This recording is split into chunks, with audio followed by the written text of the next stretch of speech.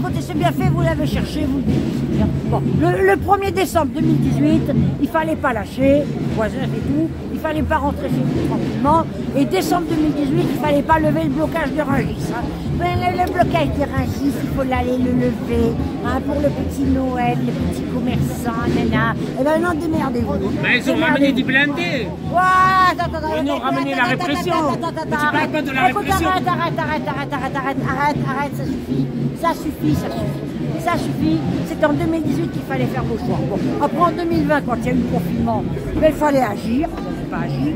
Bon, après il y a eu une élection, vous avez voté comme vous avez voulu. Et maintenant, et regarde ce que c'est dans la... Regarde la soupe Saint-Eustache, tu connais? Mais oui. La soupe Saint-Eustache. Donc en gros, on mérite ce qui nous arrive. Exactement, vous l'avez cherché, démerdez-vous. Et dégustez ça, tiens. Oh non, mais attends, là, il y a une bonne femme qui m'a cassé les pieds là-haut, là. Ah ouais? Tout là-haut. Ah, je l'ai dit, injection létale, Nembutal plutôt que le lien social, crever plutôt que de vous supporter. Il y en a marre de descendre dans la rue pour le cul des cons repus qui se foutent de notre gueule. Ah non, mais il y a une image qui me remet d'aplomb, moi, c'est de voir marcher l'armée nord-coréenne. Alors ça tu le vois sur Voice of America ou sur bbc.co.uk. Ah, tu verrais marcher l'armée nord-coréenne. Ah bah dis donc. Elle marche au pas, elle. Alors eux, ils auront aucun scrupule pour flanquer tout ça au goulag. Autant les flics qui te disent « Ah non, comptez pas sur nous pour emmener quiconque au goulag. L'armée nord-coréenne, elle fera le boulot. » Aïe. Et avec les Chinois, ça filera droit. Ils nous débarrasseront de tout ça. Mais justement, ils revendent beaucoup de terre aux Chinois, même en France. Ah bah, les Chinois rachètent beaucoup de... Et j'ai discuté avec le monsieur là. Tu vois, il vient de la campagne. Il m'a dit que... Il vient de la campagne, il m'a dit qu'il y a beaucoup de Chinois là-bas qui viennent travailler en France. Non mais attends. Les agriculteurs, ils ont su faire du marché noir pendant la guerre. Pendant la guerre, ils ont fait du marché noir. Et là maintenant qu'ils mangent leur pain noir. Allez, circulez. Il n'y a rien à voir. Et FNSEA, tirez dans le tas. Qu'est-ce qu'on attend d'aller chez Arnaud? Qu'est-ce qu'on attend d'aller chez Arnaud Rousseau là? Il a un domaine splendide en grande banlieue nord-est. On va, on s'installe, on le squatte, éventuellement on le prend en otage, on demande une rançon. Aïe. Alors là, il y a des problèmes. C'est pas mal. On prend en otage Arnaud Rousseau. C'est un corrompu lui. Hein. Exactement. Et il fait tout le... Et le pognon de la rançon, on le redistribue aux gilets jaunes en galère, en misère. Allez, voilà. Qu'est-ce que tu conseilles aux paysans? Parce qu'il y aura le vote professionnel en janvier là. Qu'est-ce que tu conseilles? Ah, bon, ils font ce qu'ils veulent. Moi, j'en ai jusque-là de la paysannerie. Ouais, mais ils ont besoin d'aide quand même. Ouais, attends. Et il y a la coordination. Non, c'est des subventions qu'ils attendent. Mais non, mais attends. Pendant la guerre, je me répète, pendant la guerre, ils ont su faire du marché noir. Et bien maintenant qu'ils dégustent leur pain noir. Hein. Bon, parce que... Attends. Et nous, en ville, on crevait la dalle. Eux, ils faisaient du marché noir. Hein. Non, mais... pas tout le monde. Là, les paysans des fortunes, ils ont fait... Quand il y a eu la... Pas tout le monde. Mais tu n'étais pas là. Tu n'étais pas là. Mais tu n'étais pas là. Mais non, mais vous parlez de ce que vous ne connaissez pas.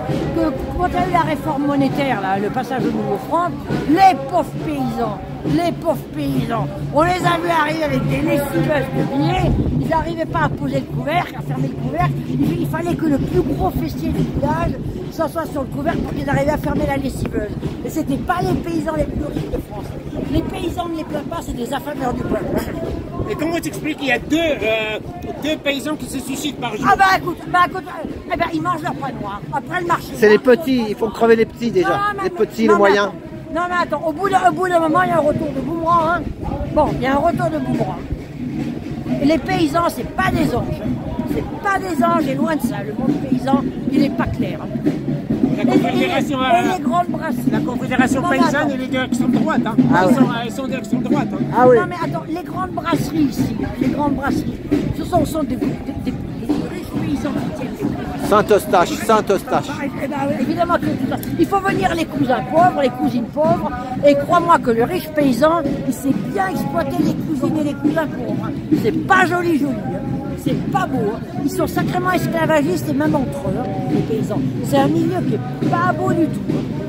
C'est pas bucolique la paysannerie, c'est pas ce que vous croyez. Alors, mais il y a Comment des textes. t'expliques qu'il y avait, que maintenant on a 400 000, en ce moment il y a 400 000 paysans, alors qu'au Moyen-Âge, Ah oui, bah, écoute, ah oui, mais au Moyen-Âge, tout le monde était paysan, tout le monde travaillait la terre. C'est ça, et tout le monde s'en sortait un peu mieux que maintenant. Non, Ouais, mais mais 400 000 c'est pas beaucoup. ah, ben c'est suffisamment pour nous emmerder. Bon, C'est comme les petits, c'est comme les supermarchés. Avant il y avait des petits commerces partout, bah ils les ont fait tous crever. Et maintenant c'est Bernard Arnault qui est à Carrefour et qui, Oui, qui se pourquoi gave. ils sont dans la rue? C'est ça la question. Pourquoi ils sont? C'est le retour du bonbon que tu as dit. Non, mais les paysans, regarde le Crédit Agricole, il a fait fortune avec les paysans. Ouais. Il est devenu la 10e banque mondiale, à l'époque, la 10e banque mondiale, le Crédit Agricole. Et après le Crédit Agricole, c'était Groupama. À Groupama aussi, il a su. Hein. Tiens-moi la caméra. Le monde paysan, c'est pas jojo. Non, mais c'est pas si beau le monde paysan. Hein. C'est pas ce qu'on nous raconte. Hein. C'est pas très beau. C'est vrai, tu parles de avant, pas maintenant. Mais non, mais arrête. Tu parles du gros paysan. Non, mais attends, mais tout, non, mais attends, mais ça t'es les lieux communs. T'arrêtes pas de faire de répéter ce qu'on dit comme tout le monde.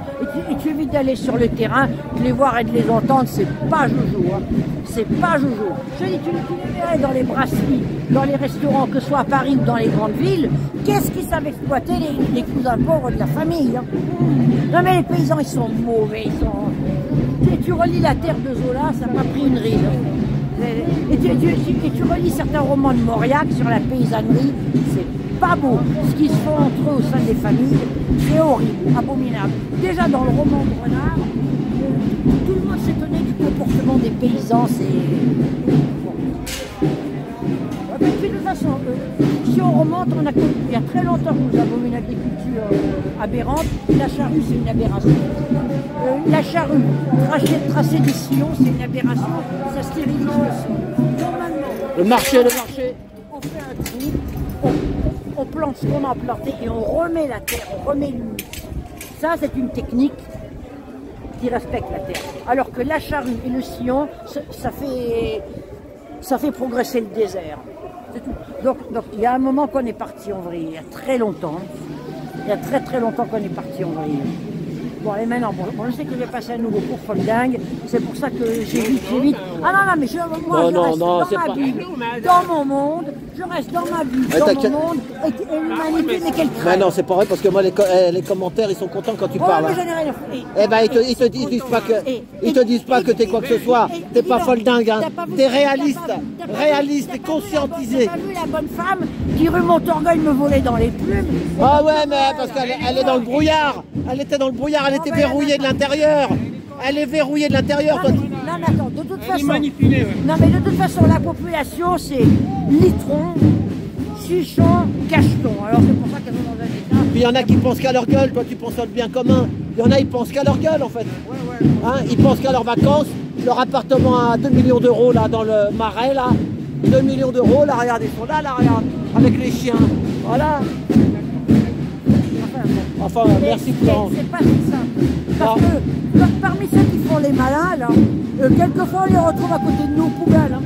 Ah ouais. Ah ouais. Alors ils font les malins, ils se paradent du côté de Gobelins là. Ouais. Je te dis, alors du côté des Gobelins, ça fait les malins et tout, et tu les retrouves aux poubelles. Et pourquoi du côté de Gobelins, pour pouvoir arriver à joindre les deux bouts, ils louent à des dealers, ils louent à des souteneurs.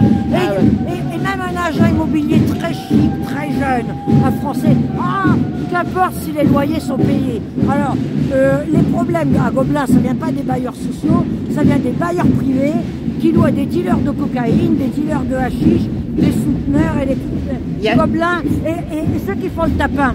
Et les promènent chien, promènent gamin, et tout ça pour arriver à joindre les deux bouts. Il y a 4 millions de logements vides en France. 4 millions, ouais. Ouais, 4 millions de logements vides, de propriétaires qui spéculent. Tu vois, des gros. Mais non, mais c'est pour ça, il y a une loi de réquisition. Ils ne l'appliquent pas. Bah voilà, il faut l'appliquer, mais ils ne veulent pas. Il faut appliquer la loi de réquisition. Eh bah ouais, mais bon, pour l'instant. Des restos du cœur, là, tout ce que... Bah, pourquoi les gens font la queue à Place de la République pour manger? Ça vient d'où tout ça, là? Tout ce qu'on donne à manger, tu vois, les trucs solidaires. L'aide alimentaire. Ah bah, rien, bah, est-ce que c'est une bonne chose ou pas? ça ne devrait pas exister. C'est tout. Ça ne devrait pas exister.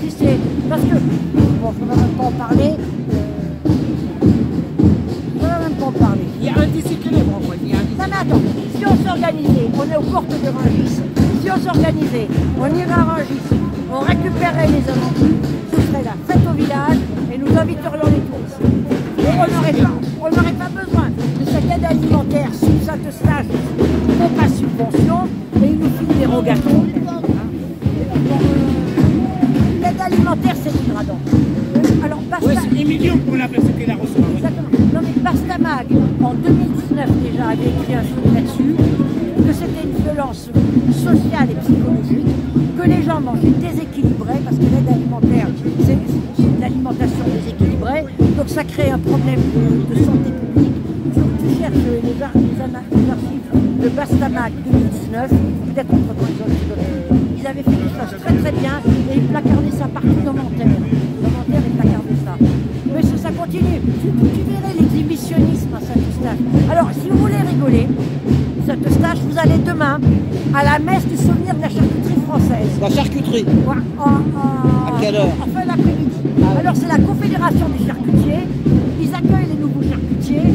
Alors, les dames ont la cape bleue, les messieurs ont la toque de cuistot. Alors, il y a une messe et tout ça. On honore la mémoire des charcutiers qui sont décédés. Et ensuite, il y a un buffet avec vin rouge et vin blanc. Les charcuteries. De la charcuterie. Et il y a la charcuterie sur le buffet? Évidemment, la charcuterie française, c'est dimanche. Et ensuite, le dimanche suivant, c'est l'ouverture de la soupe Saint-Eustache. Ah, voilà. Pour l'hiver. Qui dure ensuite jusqu'à fin mars. Ah, d'accord. Voilà. C'est la grande modalité. Et mi-janvier, il y aura l'anniversaire de la soupe Saint-Eustache, ce sera les 40 ans. Alors certainement qu'il y aura le repas dans l'église. Alors généralement, l'anniversaire de la soupe Saint-Eustache, il y a la soupe à l'oignon du Storer. Ensuite, il y a de la blanquette. Non, la soupe à l'oignon du blé de cochon. La soupe à l'oignon du blé de cochon. Il y a souvent une blanquette de veau. Ensuite, il y a la galette des rois de Storer, l'ancien pâtissier. Et ça se passe dans l'église. Et alors après, on danse. Pour les 30 ans de la soupe Saint-Eustache, on avait dansé le rock'n'roll, le Mont-Sacré-Cœur, on dansait le rock'n'roll dans l'église.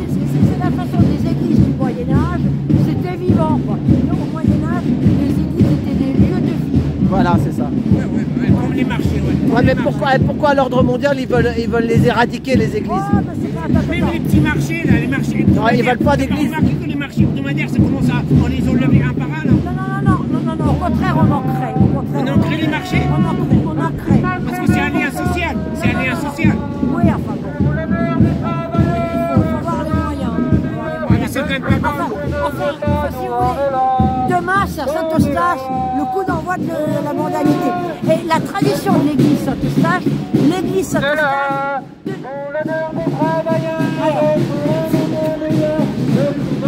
Alors, l'église Saint-Eustache tenait tête et narguait Notre-Dame. Parce que Notre-Dame, avec la Sorbonne, obéissait à l'évêque de Rome. Alors que l'église Saint-Eustache, elle faisait des tribunés, parce que dans la rue Montorgueil, de ce côté-là, il y avait des hôtels particuliers différents. Il y avait la noblesse de Rome, les magistrats. Le roi se méfiait un peu de tous ces gens-là, tu vois, et tout. Donc il mettait des gueux entre la noblesse de Rome qui habitait ici. Par exemple, La Rochefoucauld et ses amis, qui faisaient des pieds de nez très, très insolents, il était venu habiter dans ce coin-là, parce que c'était assez olé-olé dans cette Eustache. Il y avait aussi une autre église, qui est dans le 3e, là. Et un peu plus loin dans le 3e, c'était une église où se réunissaient des gens qui pensaient, qui réfléchissaient, tout en faisant des pieds de nez à l'évêque de Rome. Voilà. Parce qu'alors, l'évêque de Rome, l'évêque de Rome, c'est le pape. Il y avait des moments, il s'est joué à Ayatollah. Il va venir bientôt, là. Elle va venir aussi de la semaine prochaine. Il va venir en France. C'est un pays laïque, on n'a pas à s'encombrer de ça. Déjà, le roi, les rois de France tenaient tête au pape, les rois de France tenaient tête à l'évêque de Rome. Tout ça, ça a commencé avec Charlemagne, déjà. Et après, avec Clovis. Clovis a été baptisé. Non, avant. Non, mais Clovis, c'est au début, l'évêque de Rome, il se met tranquille, il n'était pas grand-chose. Clovis, c'est celui qui s'est converti au christianisme. Non, Charlemagne, comme il avait évangélisé les Saxons, de l'épée, il a été couronné empereur d'Occident à Aix-la-Chapelle.